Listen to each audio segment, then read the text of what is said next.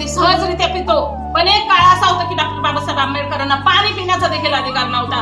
Doctor Babasaheb Ambedkar खूप हुशार होते. ते रोज शाळेत जायचे, अभ्यासू होते, तरी देखील त्यांना वर्गात बसू दिले जात नव्हते. ते वर्गाच्या बाहेर मातीत बसून शिकायचे.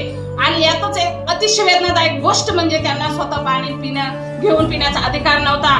सूर्य तळपायचा, ताक चालू असायचा, घशाला कोरड पडायची, पण डॉक्टर बाबासाहेब आंबेडकर स्वतः मडक्याजवळ जाऊन पाणी घेऊ शकत नव्हते. का तर समाजाने सांगितलं होतं तू अस्पृश्य आहे, तू मडक्याला हात लावला तर पाणी विटाळेल, मडकं विटाळेल.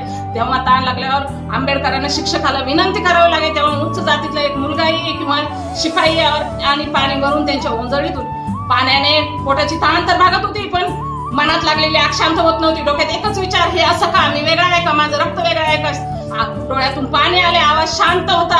त्यांनी गुरुजींना एकच प्रश्न विचारला, गुरुजी ज्ञानाला जात नाही मग पाण्याला जात कशी. ह्या एका प्रश्नाने गुरुजी क्षणभर थांबले आणि ते अन्यायाच्या भिंती गळून पडल्या. डॉक्टर बाबासाहेब आंबेडकरांनी विचारलेल्या या प्रश्नातूनच महान संविधान निर्माता झाला.